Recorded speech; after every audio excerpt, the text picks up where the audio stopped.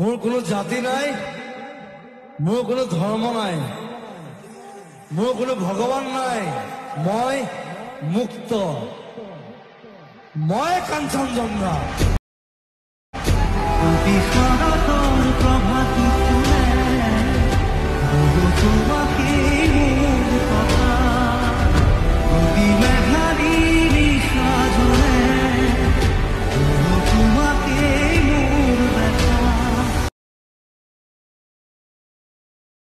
নমস্কাৰ। ভিডিঅ'টো কেনেকৈ আৰম্ভ কৰোঁ ভাবিয়ে পোৱা নাই। এনেকুৱা এটা ভিডিঅ' বনাম বুলি জীৱনত কেতিয়াও ভবা নাছিলোঁ। জুবিন দাৰ খবৰটো পোৱাৰ পিছৰ পৰা উশাহটোহে লৈ আছোঁ। মানুহটো জানো বুজিব ধৰিব পৰা নাই যে কেনেকৈ গৈ আছে সময়খিনি। এতিয়া আমি থাকোঁ অসমৰ পৰা বহুত দূৰত। ইয়াৰ পৰিৱেশ বেলেগ, ইয়াৰ মানুহ বেলেগ, ইয়াত ভাষা বেলেগ। হ'লেও আমি গোটেইকেইজন অসমীয়াৰ মাজত, অসমীয়া ল'ৰাকেইজন যিমান নাথাকোঁ, আমি চবৰ মাজত দিনে ৰাতি এটাই কথা, জুবিন দাৰ। এতিয়া এনেকুৱা হৈছে অসমৰ পৰিৱেশটো বহুত বেলেগ। তাত থকা হৈ চাগে কেনেকুৱা ধৰণৰ ৰিয়েকশ্যন হ'ল গম নাপাওঁ, কিন্তু ইয়াৰ যিহেতু পৰিৱেশ বেলেগ, মানুহ বেলেগ, অকল অসমীয়া মানুহখিনিৰ মাজতে জুবিন দাৰ কথা পাতি থকা নিচিনা হৈছে। তো সেইবোৰ ক্ষেত্ৰত অকণমান নিজক কণ্ট্ৰল কৰিব পাৰি। বাকী শোৱা সময়ততো চকুটো জিপা মেলালৈকে সপোনতো জুবিন দাকে দেখোঁ, এনেকুৱা হৈছে। তাকে এতিয়া আমিতো এতিয়া নিজৰ জেগালৈ ঘপককৈ এনেকৈ গুচি যাব নোৱাৰোঁ। বহুত কথা চিন্তা কৰিবলগীয়া হয়, চাবলগীয়া হয়। তো জুবিন দাৰ শেষ বিদায় সময়খিনিততো আমি নিজৰ জেগাত নাথাকিম। তো থাকিব পাৰিলে খুব ভাল লাগিলে হয়। জুবিন দাই আমাৰ কাৰণে বহুত দি গৈছে।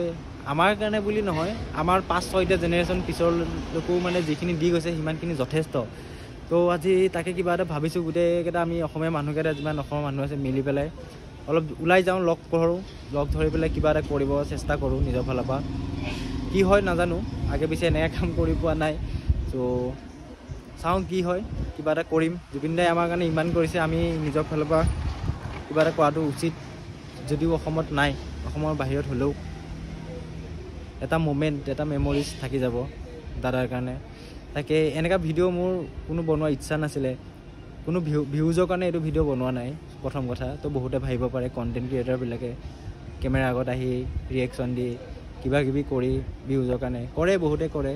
তো সেইবিলাকো দেখা পাওঁ। তো ভিউজৰ কাৰণে কৰা নাই, সেইটো তেনেকৈ নল'ব।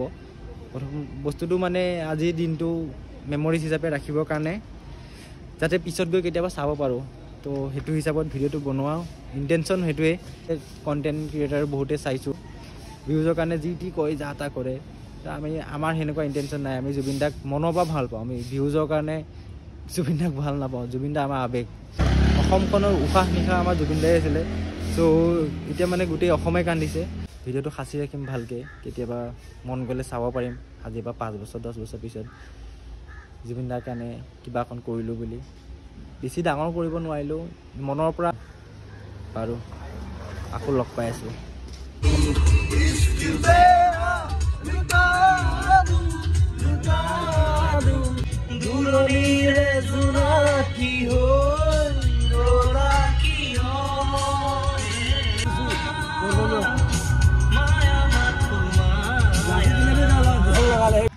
আমাক যোনটো লোকেশ্যন দিয়া হৈছিল, আমি লোকেশ্যনটো আহি পালোহি। একচুৱেলি গোৱাত মানে যিমান অসমৰ মানুহ থাকে চবকে মানে পষ্টটো শ্বেয়াৰ কৰিব দিছিল, পষ্ট এটা দিছিল, আমি চবেই কেনেকুৱা জেগাত লগ পাম জুবিন দাৰ কাৰণে কিবা এটা কৰিম। তো আমি লোকেশ্যনটো পালোহি। ইয়াতে পূৰা জয় জুবিন দা, জয় জুবিন দা চিঞৰ শুনি আছোঁ। মনটো অলপ ভাল হৈছে, অসমত থকা হেন ফিল হৈছে। কিন্তু আছোঁ গোৱাত, আমি অসমৰ পৰা 3000 কিলোমিটাৰ দূৰত। এইটো পৰিস্থিতি কেৱল জুবিন দাৰ কাৰণে হ'ব পাৰে, বাকী কোনো অসমত নেক্সট কাৰো কাৰণে নহয়। অ' মাই গড, মানুহ চাওক, জয় জুবিন দা, মানুহ চাওক,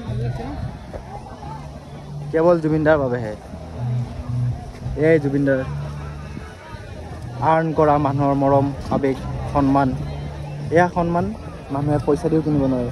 এয়া চাওক, অসমৰ পৰা 3000 কিলোমিটাৰ দূৰত গোৱাত জুবিন দাৰ কাৰণে অসমৰ মানুহ।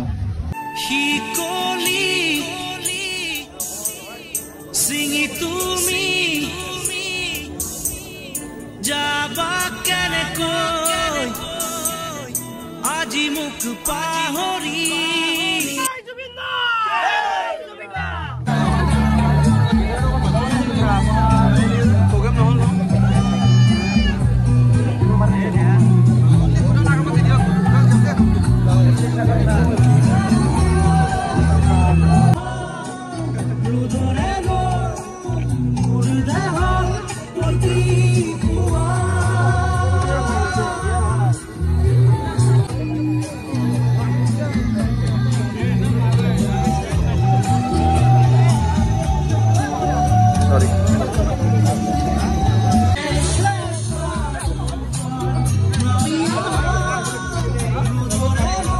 নাই যোৱা জুবিন দা নাই যোৱা জুবিন দা আছে সদায় থাকিব আৰু জীৱনভৰ থাকিব জুবিন দা ক'বলৈ ৱৰ্ডেই নাই আমাৰ ওচৰত কি কম ভাষা নাই কি কৰিম যোনটো ভগৱানে কৰিছে তো অভিয়াছলি আমি সেইটো গ্ৰহণ কৰিব লাগিব অ'কে তো য'তে থাকক তেওঁ ভালকৈ থাকক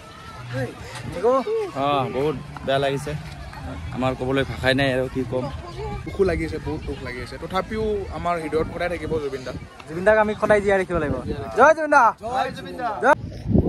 এটা জুবিন দাৰ এটা সপোন আছিল সোণৰ অসমখন হয়তো তেওঁ জীয়াই থাকোঁতে হয়তো নেদেখিলে কিন্তু তেওঁৰ মৃত্যুত আমি দেখিছোঁ আমি সেইটো ক'ব পাৰিম আমি যে এজন মানুহ আছিল জুবিন দা নামৰ সেই মানুহজনৰ কাৰণে গোটেই অসমৰ মানুহে কান্দিছে গোটেই অসমৰ মানুহ ইয়াত কোনো জাতি ধৰ্ম পলিটিক্স একো নাই অকল অসমৰ মানুহ যেনেকৈ কান্দিছে সকলোৱে দেখিছে এতিয়া আমি অসমৰ পৰা 3000 কিলোমিটাৰ দূৰত ইয়াতে আপোনালোকক মই দেখালোঁ ইয়াতো ইমান মানুহ আহিছে ইয়াত কোনো কাকো চিনি নাপায় চবে এটা পোষ্ট দেখিছে যে গোৱাত আমি জুবিন দাৰ কাৰণে কিবা এটা কৰিম তো সকলোৱে দেখি আহিছে কোনো কাৰো লগত জোৰ জবৰদস্তি নাই এইটো যোনটো সন্মান জুবিন দাই আৰ্ণ কৰিছে এইটো অসমত নেক্সট কোনো এজন মানুহে সিমানখিনি সেই জুবিন দাৰ সমানৰ জুবিন দাৰ লেভেলত কোনো কোনেও নোৱাৰে কৰিব ইমানখিনি একো নাই আমাৰ দুখ আমি নিজৰ জেগাত থাকিব পৰা নাই জুবিন দাৰ বিদায় সময়খিনিত আমাৰ ভিতৰত যোনটো দুখ আছে সেইটো অকল আমি বুজোঁ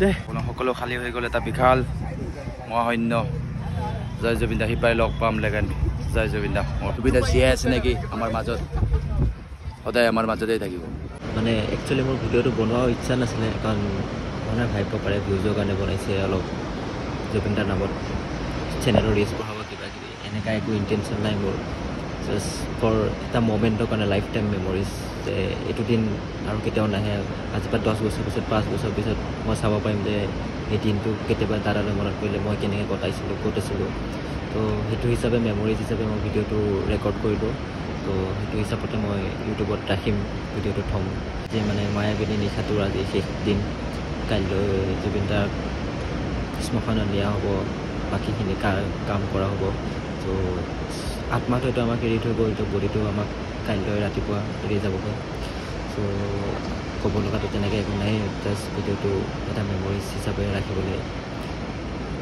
চেষ্টা কৰিছোঁ আৰু এতিয়া সাগৰখনৰ পাৰত বহি আছোঁ সাগৰখনৰ আজি বতাহটো বহুত বেলেগ ধৰণৰ আগতেও সদায় আহোঁ সদায় বহোঁ ৰাতিপুৱা সময়ত ৰাতি আজি বতাহটো অলপ বেলেগ ধৰণৰ আজি সাগৰখন বহুত বেলেগ আজি সাগৰখন বহুত শান্ত এনেকুৱা টাইম ফিল হৈ আছে কাৰণ নহ'লে বহুত হুৰাই ঢৌ মাৰি থাকে আজি ঢৌবিলাকো একদম সৰু সৰু শান্ত হৈ আছে বহিলে গম পায় আমি সদায় আহি থাকোঁ বিশেষকৈ আজি আৰু বেছিকৈ গম পোৱা গৈছে আৰু সাগৰখনো শান্ত আজি এই মায়াবিনী ৰাতি